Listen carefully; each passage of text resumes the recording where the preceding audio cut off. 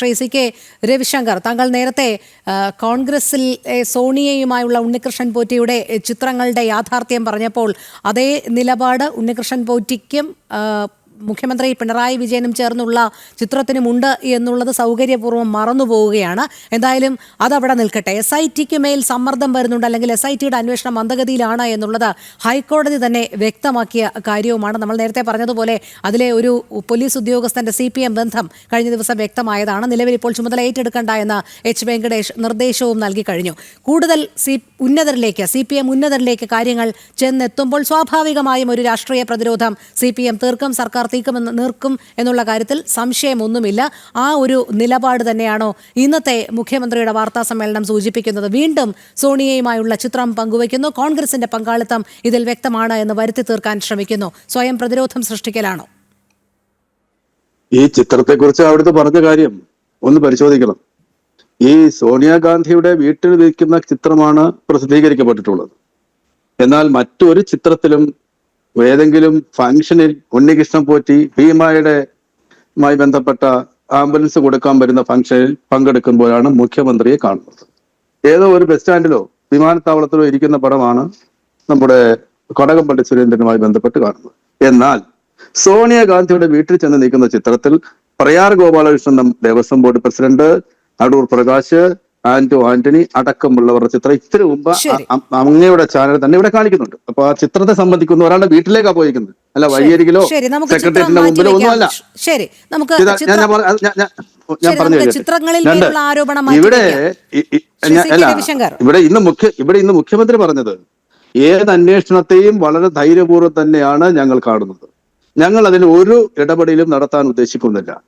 ശബരിമലയിലെ സ്വർണം മോഷണം പോയിട്ടുള്ളതോ അല്ലെങ്കിൽ ഏതെങ്കിലും ക്ഷേത്രത്തിലെ സ്വർണം മോഷണം ഉണ്ടെങ്കിൽ എന്തെങ്കിലും സംഭവം നഷ്ടപ്പെട്ടിട്ടുണ്ടെങ്കിൽ അത് കട്ടത് ആരാണ് എന്ന് തെളിയിക്കേണ്ടത് ഉത്തരവാദിത്തപരമായി തന്നെയാണ്. ആ അന്വേഷണത്തിൽ അനാവശ്യമായ ഒരു ഇടപെടലും ഗവൺമെന്റിന്റെ ഭാഗത്തുനിന്ന് ഉണ്ടാവില്ല എന്നാണ് മുഖ്യമന്ത്രി പത്രസമ്മേളനത്തിൽ പറഞ്ഞത്. ഞാനത് കേട്ടോ. ഞാനൊരു കാര്യം കൂടെ പറഞ്ഞോട്ടെ. ഞാനൊരു കാര്യം കൂടെ പറഞ്ഞോട്ടെ. ഞാൻ എപ്പോ സംസാരിച്ചാലും കയറി ഇടപെടുകയാണ്. നിങ്ങളിവിടെ ഗോപാലകൃഷ്ണൻ സാർ സംസാരിച്ചപ്പോൾ ഇടപെട്ടില്ല, സെൻകുമാർ സാർ സംസാരിച്ചപ്പോൾ ഇടപെട്ടില്ല. വിഷയത്തിലേക്ക് ശ്രദ്ധ തിരിച്ചതാണ്. നമുക്ക് ചിത്രത്തിന്റെ കാര്യം മാറ്റിവെക്കാം.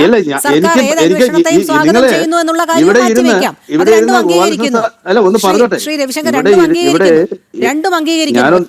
എനിക്ക് പറയാനുള്ളത് കേൾക്കണം. അതാണല്ലോ ഒരു മാന്യത.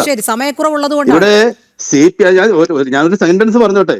ഇടതുപക്ഷ ജനാധിപത്യ മുന്നണിയും വിശിഷ്യ CPIM-നെയും അത്യധികം ആക്ഷേപിച്ചുകൊണ്ടാണ് BJPയുടെ പ്രതിനിധി സംസാരിച്ചത്. ഏറ്റവും മ്ലേച്ഛകരമായ ഭാഷയിലാണ് അദ്ദേഹം സംസാരിച്ചത്. ഞാൻ അദ്ദേഹത്തെ ബഹുമാനിക്കുന്ന ആളാണ്. എനിക്ക് അദ്ദേഹത്തിന്റെ ചർച്ചകളൊക്കെ കേൾക്കുന്ന താല്പര്യമുള്ള, പക്ഷേ ഭാഷ അങ്ങ് പ്രയോഗിച്ചത് മോശമായി പോയി. ഇവിടെ ഞാനൊന്ന് ചോദിച്ചോട്ടെ, സഹകരണ സംഘത്തെ പോലെയാണ് ദേവസ്വം ബോർഡിനെ കാണുന്നതെന്ന് അങ്ങ് പറഞ്ഞു. സഹകരണ സംഘത്തിന്റെ മോഷണം CPM-ന്റെ തലയിൽ മാത്രമാണോ? MS കുമാർ പ്രസിഡന്റ് ആയിരിക്കുന്ന സംഘത്തിൽ നടന്നത് അഴിമതി അല്ലായിരുന്നു? അതെന്തോ മാടപ്പറാവിന്റെ വിശുദ്ധിയുള്ള എന്തോ സംഭവമായിരുന്നു. അതല്ലല്ലോ. ഉന്നാവിലെ ബലാത്സംഗം BJP നേതാവ് പ്രതിയല്ലേ? അതിനകത്ത് BJPയുടെ അഖിലേന്ത്യാ പ്രസിഡന്റ് ബംഗാരു ലക്ഷ്മണൻ പ്രതിയായ ഒരു സ്ത്രീ വിഷയ കേസുണ്ടല്ലോ. അപ്പൊ ഈ രാഷ്ട്രീയത്തിൽ പ്രവർത്തിക്കുന്ന എല്ലാവരും നല്ലതൊന്നുമല്ല. എല്ലാവരെയും നമുക്ക് ചക്ക തുന്നിച്ച് നോക്കുന്ന പോലെ തുന്നിച്ച് അതിന്റെ വിളവ് അറിഞ്ഞിട്ട് എടുക്കാൻ പറ്റില്ല.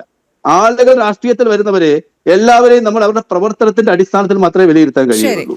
ഇവിടെ ശബരിമലയുമായി ബന്ധപ്പെട്ട വിഷയത്തിൽ ജാഗ്രതക്കുറവ് ഉണ്ടായിട്ടുണ്ട് എന്ന കാര്യത്തിൽ CPM-ന് യാതൊരു തർക്കവുമില്ല. ആ ജാഗ്രതക്കുറവിന്റെ ഭാഗമായിട്ടാണ് പത്മകുമാറും വാസുവും ഒക്കെ ഇപ്പൊ ജയിലിൽ കിടക്കുന്നത്. അതോടൊപ്പം പിടിക്കപ്പെട്ടിട്ടുള്ള ഉദ്യോഗസ്ഥരിൽ കോൺഗ്രസ് പാർട്ടിയുമായി ബന്ധപ്പെട്ട ആളുകളുണ്ട്.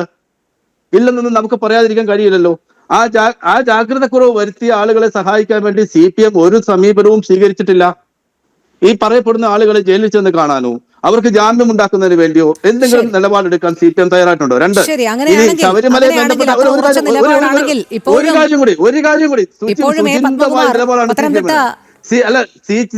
പത്തനംതിട്ട ജില്ലാ കമ്മിറ്റിയിൽ അദ്ദേഹം ഉണ്ട് എന്ന് പറയുമ്പോൾ അദ്ദേഹം ആരോപണ വിധേയനാവുന്ന കുറ്റപത്രം സമർപ്പിക്കുമ്പോൾ ആ കുറ്റപത്രത്തിലൂടെ മാത്രമേ അയാൾ പ്രതിയാണോ പരിചയപ്പെടുത്തിയത് കടകംപള്ളി സുരേന്ദ്രനാണ് എന്ന് പറയുന്നുണ്ട്.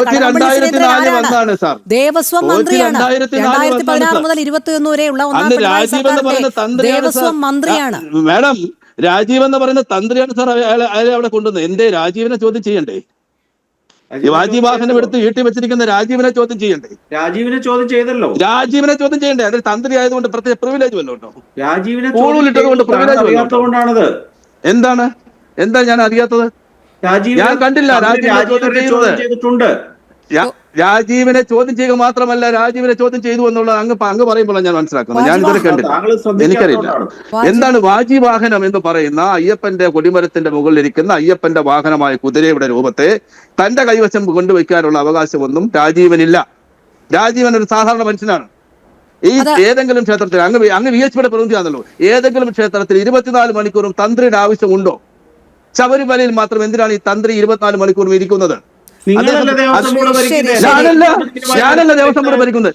ദേവസ്വം ബോർഡ് CPM കാലം തൊട്ട് നാളിതുവരെ UDF LDF മാറി മാറി അങ്ങ് മനസ്സിലാക്കണം. ഇടതുപക്ഷ ജനാധിപത്യ മുന്നണിയാണ് കേരളത്തിലെ